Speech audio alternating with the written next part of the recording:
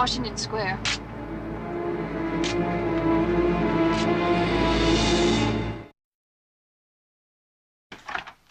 Mr. Mellis is here. Ah, come right in. Thank you. Please, make yourself at home. Thank you, Doctor.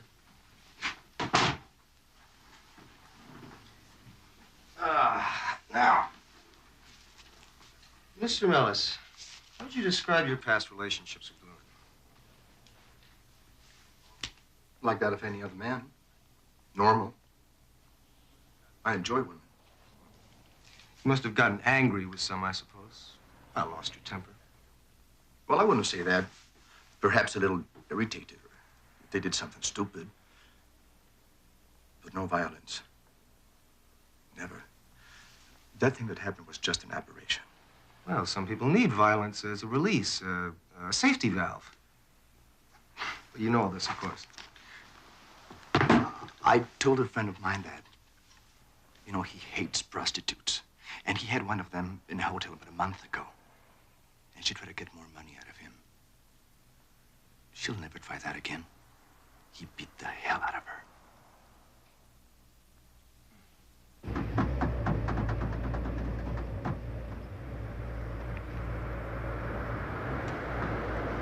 Hey, Lieutenant, the shrink's here. I wish.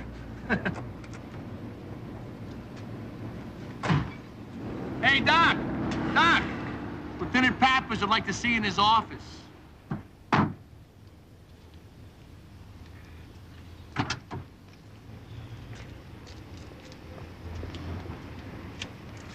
It's pretty good service, Nick. Well, you said it was important, so I called Athens person to person. And?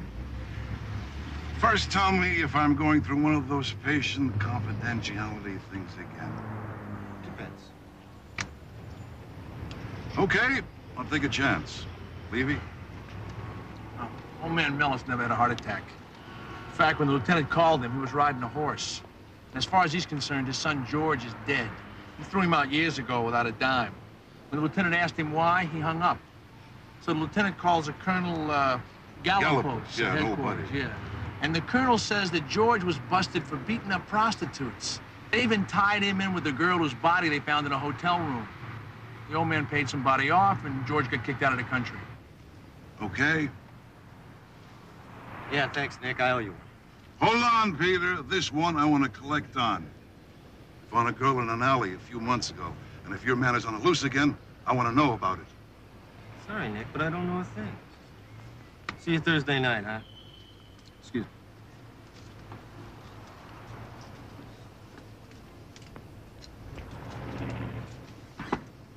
He plays chess the same way. What can you tell me about George Mellis's wife?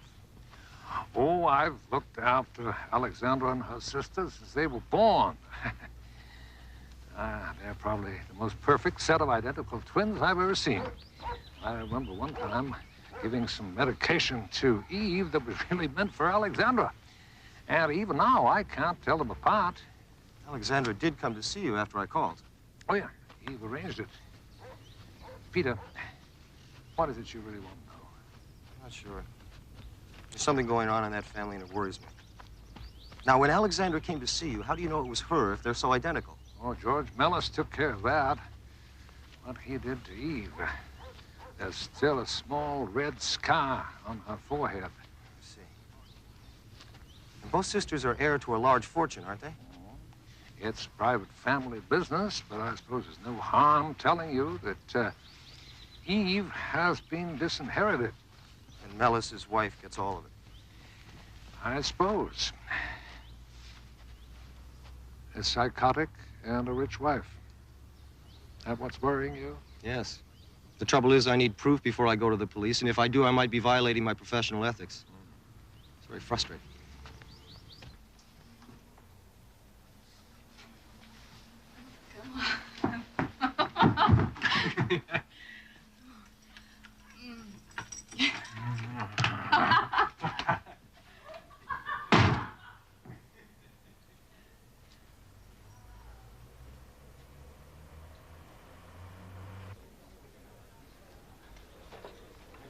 Dr. Templeton, Miss Mellis. Hello, Dr. Templeton. Mrs. Mellis, very nice of you to come. The table's going to be a few minutes. Want a seat? Can I get you a drink? No.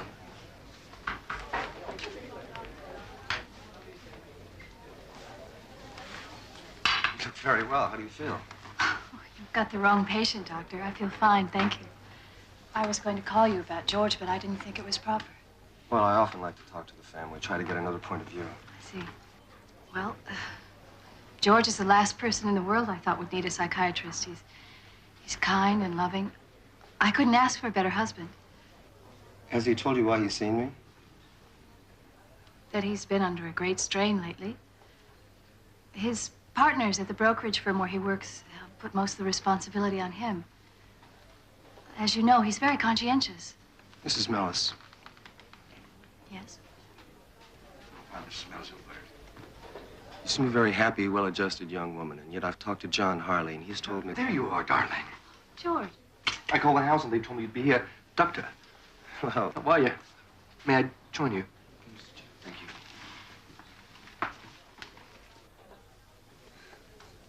I don't like it. Why should he want to see Alexandra? I don't know. But if she hadn't left a message for What me... does she look like? She looks incredible. Just like you. You know, I saw Harley. I had dark circles under my eyes. I looked terrible. A woman close to suicide. And then the real Alexandra shows up looking like a movie star. I don't like it. It's getting messy, George. We can't wait any longer. It's time. I'm ready.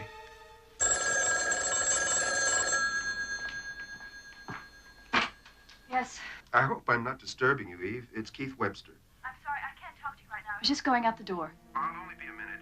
I have tickets for the theater for tomorrow night, and I was wondering... Sorry. I'm busy. Oh, I know how you like horses, and the horse show is at the Garden next week. I could get tickets for that. You'll have to excuse me. I'm going to be out of town. I have to run.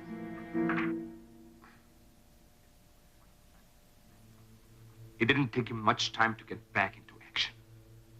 Did it? But don't worry, my angel. As soon as I take over my wife's inheritance, you won't have to turn tricks for anybody. Wish me luck. Good luck.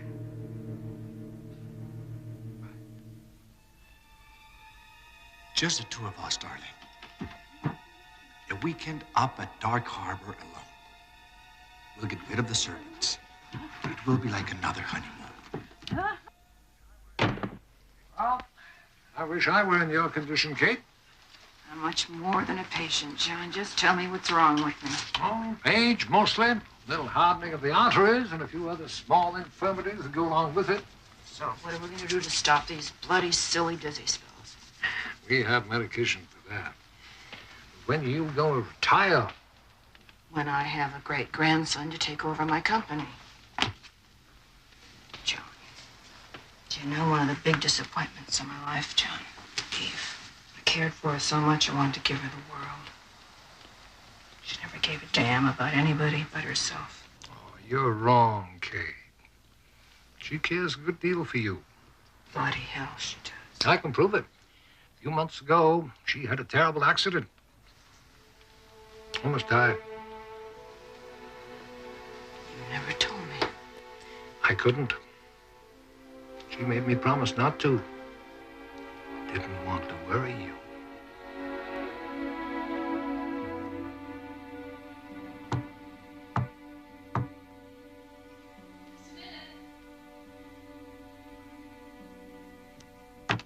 Hi,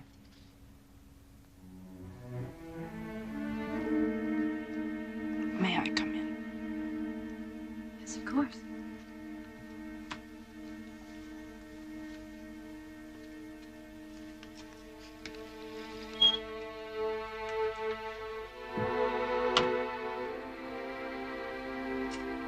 I've just been to see John Harley, my annual checkup. Are you all right? He says I'm fine. He said you had a terrible accident. Yes. That you were near death. But you would not allow him to tell me because you didn't want me to worry. Yes, Gran. That would indicate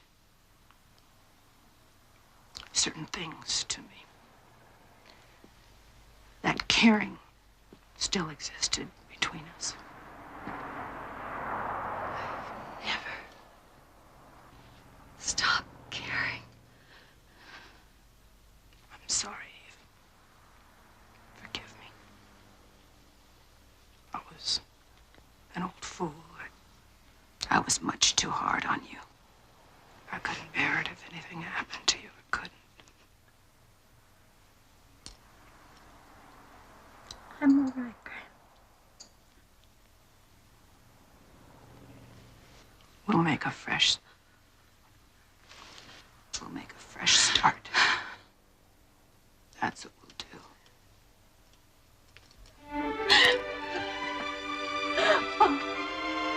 I was like my father. I was vindictive and stubborn.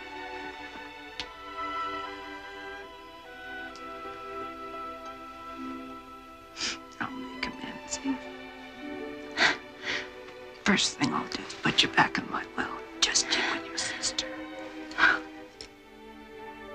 Just the two of us, darling. A weekend up at Dark Harbor alone.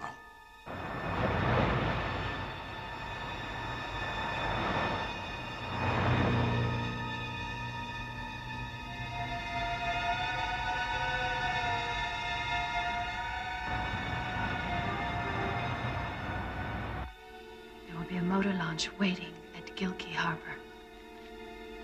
Take it to Dark Harbor.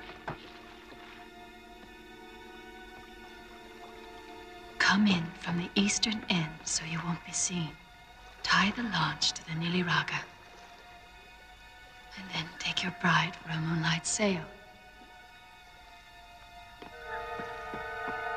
When you get rid of the body, leave the Niliraga adrift and take the launch back to the mainland. When you get back to the mainland, use the Lincolnville ferry to Dark Harbor. Take a taxi to the house. Use some excuse to get the driver to go in with you, so you'll both see she's missing and that the Niliraga is gone from the dock. Call the police and say you can't find your wife, and neither will they, because the tide will take the body out to sea. An eminent doctor will be able to testify that she was a probable suicide. Okay. Bye-bye. Bye-bye. George, I can't believe it. Grandmother went to see Eve. She's taken her back. She's getting her inheritance and everything. How do you suppose that happened? Oh, I don't know. I don't care. Now she and I will share everything. I never wanted it any other way. How lovely for your sister. I'm glad for you both. I didn't expect you here so early. I wanted to surprise you. Just the two of us, sailing in the moonlight. Come on. Change into something and we'll go out. Dinner for us. Oh, boy. Oh, thanks a lot. I'm just kidding. Hurry up. Come on. Okay.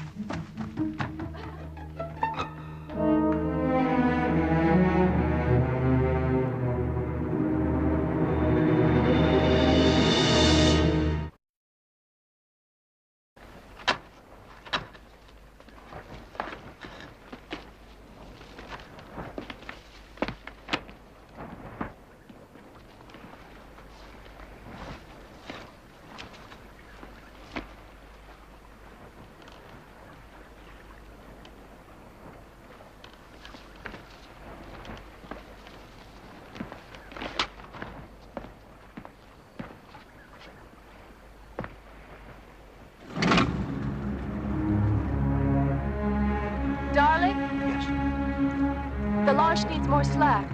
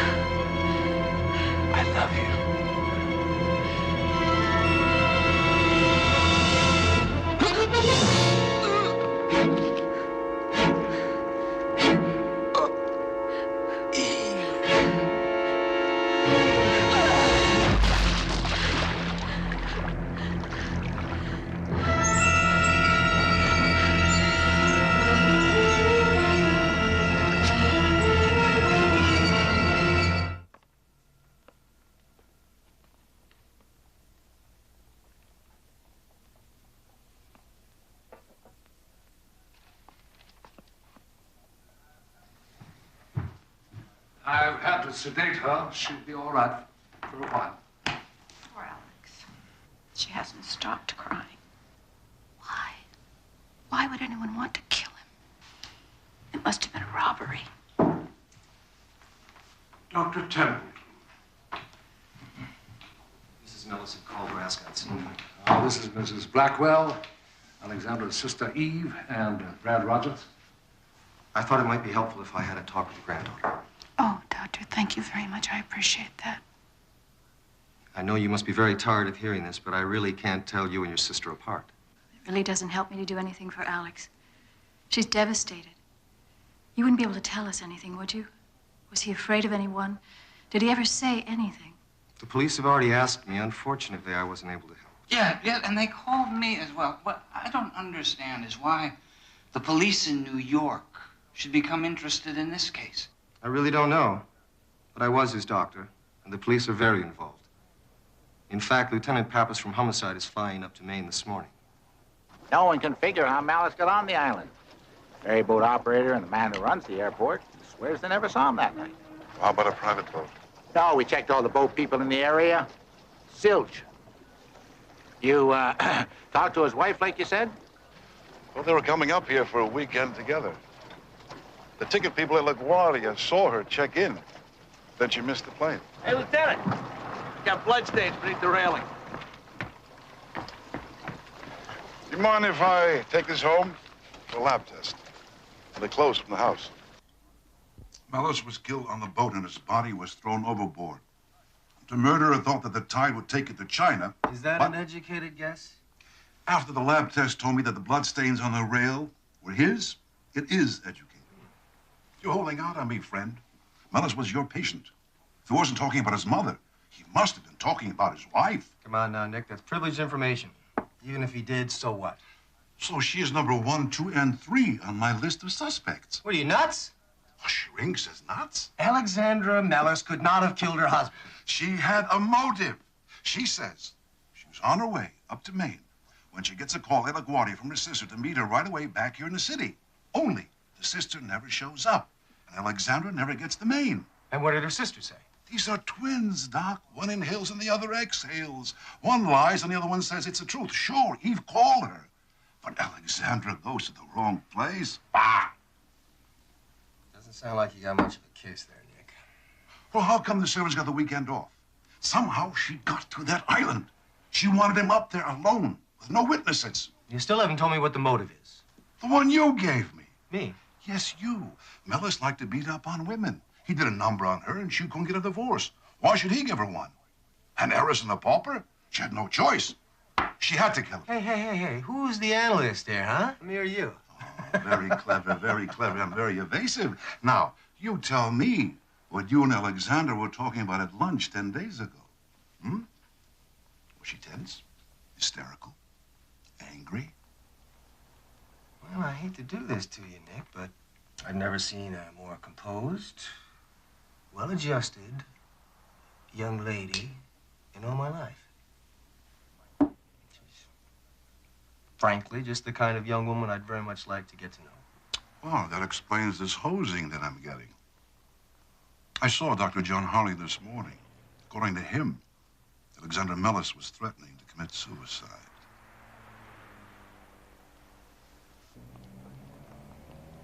John, glad you could come by. Well, the message said important. I've been thinking about the beating Mellis gave Eve Blackwell. Oh, yes? Well, it was never reported to the police. And now, with his murder and everything, I wonder if I shouldn't tell them about it. You must do whatever you think best, Keith. I just don't want to do anything to embarrass Eve Blackwell. She's a very special person.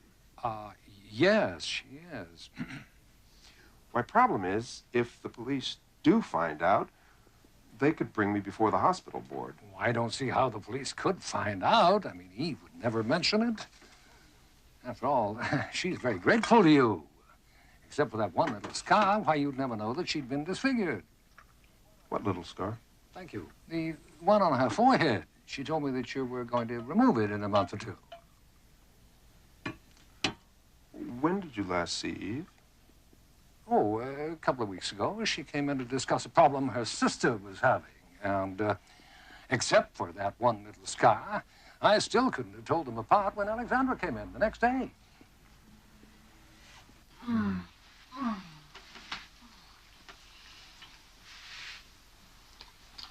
have to go, babe. Have an audition.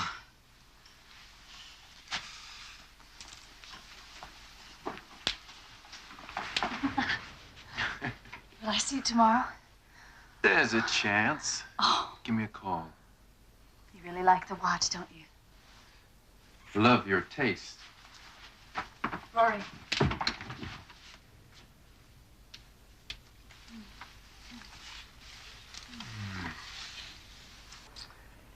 Hi. Hello, Miss Blackwell. I was in the neighborhood and thought I'd drop this off. Come in, Dr. Webster. Bye. Good luck with the audition. Thanks, babe. I don't like surprises, Doctor. I'm sorry, but it's quite important. Would you look at this, please? What is it? Please, look.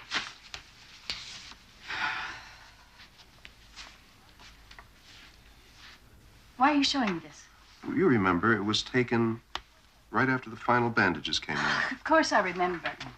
There is no scar on your forehead. No red little scar. John Harley came to see me. I know about your visit and about your sister consulting him. You seem to have developed a scar, while your sister's face, of course, is completely clear. I don't know what you're thinking, but whatever it is, you're wasting my time. I was playing a little joke on my sister. We've always done that with one another. I'm sorry to have bothered you. I felt I should talk with you before I went to the police. What do they have to do with me? You see, I'll be open to a charge of professional misconduct if I don't report what happened between you and George Mellis. And there's the problem of the scar. I don't understand it, but I'm sure you can explain it to the police. It's his murder that's changed everything. I know they'll ask so many questions. Where were you when he was murdered? Why would Mellis attack you in that way? I'm so sorry. What do you want? Money? Please. Then what? What do you want? I like you so very much, Eve. I'd hate for anything bad to happen to you. Nothing bad is going to happen, Keith. I haven't done anything wrong. None of this has anything to do with George Mellis's murder. If you do like me, then you won't say anything about this. I'd be very grateful. I'd like to, Eve. I really would. But they're holding the coroner's inquest Saturday. I'm a physician. It's my duty to testify and tell everything I know. No. You don't have to say anything. But I do. I've taken an oath. There's only one thing in the world that can prevent me from doing that. Yes? If we were married, you know, a husband can't be forced to testify against his wife.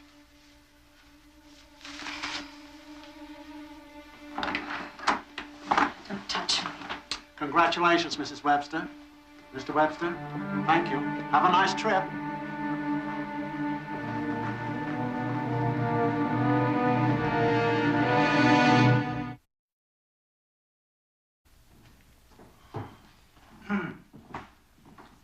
Morning. You wish to see me? Yes, ma'am. Please sit down. After that walk, I could use a rest. Lieutenant, let's just get to the point. I'd appreciate it. There's an inquest on George Mellis tomorrow, and I've reason to believe that his widow is involved. I don't believe it. Mellis is a fortune hunter and a psychotic. After he worked her over a couple of times, she asked for divorce. He refused. So she decided to kill him. I knew George Mellis. He was never the man you said. He was worse. Anyway, I started to look around for evidence to pin it on your granddaughter. Now, we picked up a lead at a place called Gilkey Harbor at 5:30 in the afternoon of the day that Mellis was killed. A woman rented a motor launch there and said that a friend would pick it up later. She paid cash, but she had to sign a rental slip. The name she used was Solange Duna. We showed the attendant there a picture of Alexandra. Now, she was pretty sure that it was her, except that the woman with the boat was a brunette. Then it wasn't her. She wore a wig. It's impossible that Alexandra killed her husband. Even the idea is preposterous. I agree with you. Thank you very much. Now, if you'll go... It was her sister Eve. Alexandra never got out of New York. Now, I found witnesses who saw her. So it had to be Eve, who rented a second boat up along the coast. That's how she got to Dark Harbor. Now, she used the same name, Solange Duna. Now, I can place her in Maine, but now I gotta find Eve's motive. Now, the people at her place told me that George Mellis was a frequent visitor there. Yeah, I've seen him. And one night, he almost beat her to death. They had to rush her to the hospital. Did you know that, Mrs. Blackwell? No. Now, Eve's alibi is that she was in Washington on that day. Now, I don't believe she ever got there. Instead, she disguised herself with the wig and took a commercial jet up to Maine. Now, she killed Mellis, threw the body overboard, took the yacht back to the island, and then towed the second launch back to the rental dock, which was closed for the night. What I need now is some hard evidence. Now, you know your granddaughter better than anyone else in the world, Mrs. Blackwell. If you could just tell me anything, it could be helpful. I think I can give you some information for the inquest. On the day George Mellis was murdered, my granddaughter Eve and I were in Washington together. I believe that Mr. Rogers will bear witness to that. Is that true, Mr. Rogers? Yes. Yes. Yes, it is.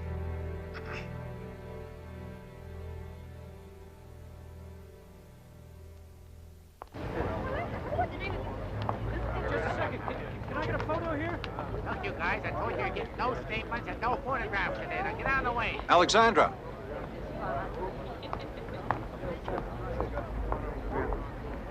It was good of you to come. I'm sorry, all I can give you is moral support. I could use it. The inquest didn't do much good, did it? They still don't know anything. What are your plans now? My sister wants me to go away with her. Oh, I see. Is there anything wrong with that? No, of course not. I just thought it might be helpful if we talked. May I call you in the city? I think I can count on you. Yes. Good.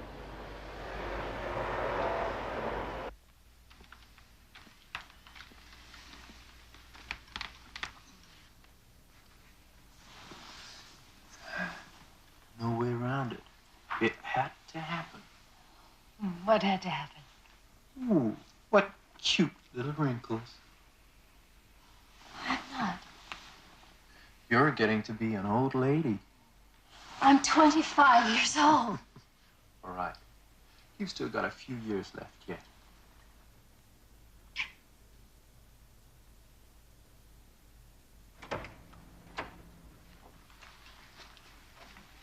Hello, darling. Did you have a nice afternoon? It's terrible. I've been doing a lot of thinking about us, Eve, dear. So have I. Since I won't give you a divorce and you're too frightened to get one, I think it's time your family were told we're married. I never mind about all that. Get rid of these wrinkles. What wrinkles? These. Those are laugh lines, darling. They're cute. I love them. I hate them. Get them off. But Eve, dearest, They then... make me look old. You can do it, can't you? It is what you do for a living. Come here.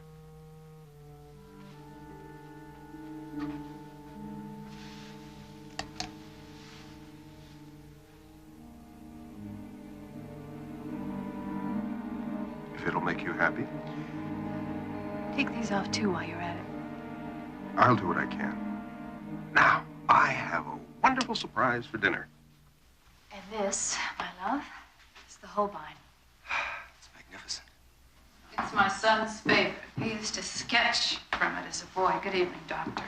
Good evening, Mrs. Blackwell. I've just been admiring your collection. Is that why you're here every evening? I was under the impression it had something to do with Alexandra. Gran. Your impression's correct.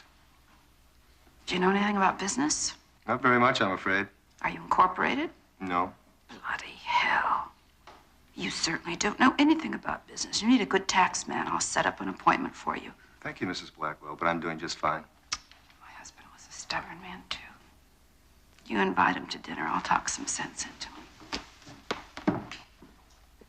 Rory? How are you, darling? Nothing's wrong. I'm just sleepy.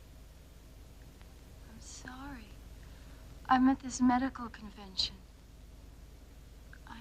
I know. I can't help it. I'll be back in a week. I miss you, too. Rory? Of course I believe you. I'm sorry. I have to go to sleep now. Bye-bye. That was Alex. She calls me constantly. She's devoted to you. We all are. How are you feeling, my dearest? Just tell me when all of this is coming off. Soon now. Very soon. I will not allow myself to die until I'm ready. That's very kind of you, I'm sure.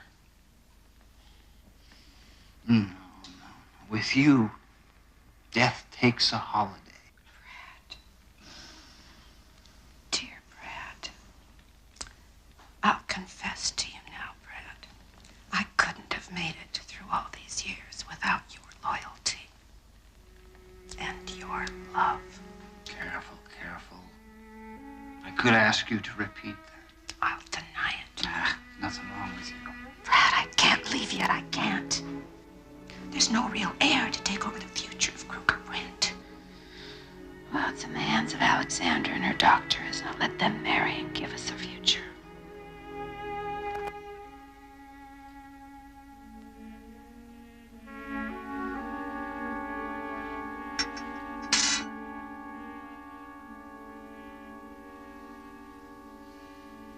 It's perfect.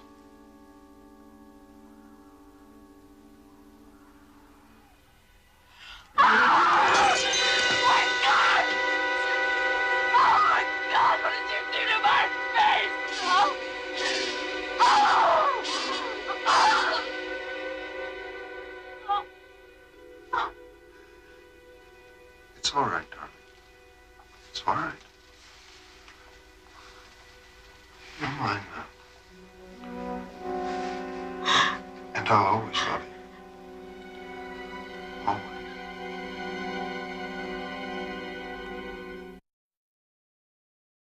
Honey, would you like some chicken or ham or roast beef?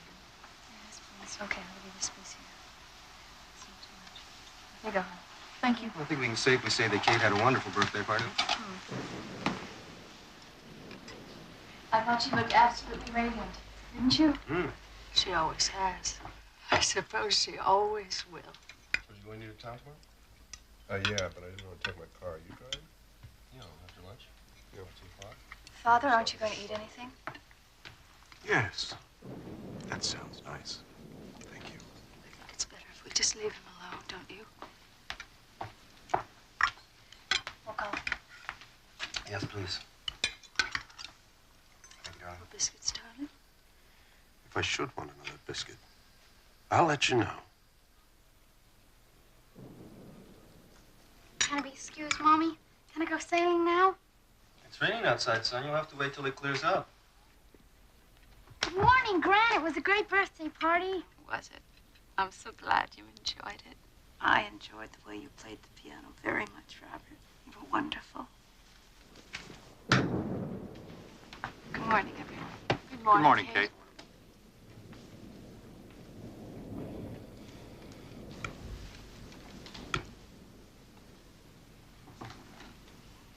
Now, do I understand that Robert's making A's?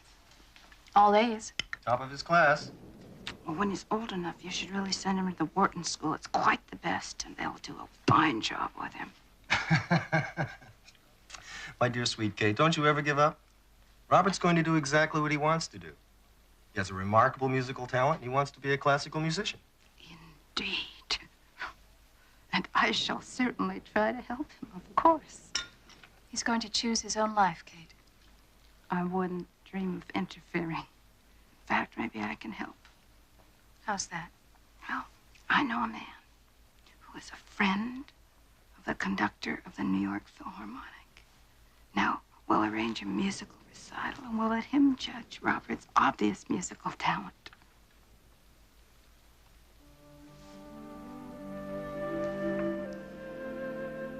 Your granny loves you very much, Robert. Your granny wants the very best for you. You have so much to learn about people, about the world, and about life. You can control your destiny, you know. How? How? Well, it's very much like a game. It's like a game. And it's well worth the playing if you can just learn to play it like a master. Many, many years ago, Robert, your great-great-grandfather left his home in Scotland. He went out to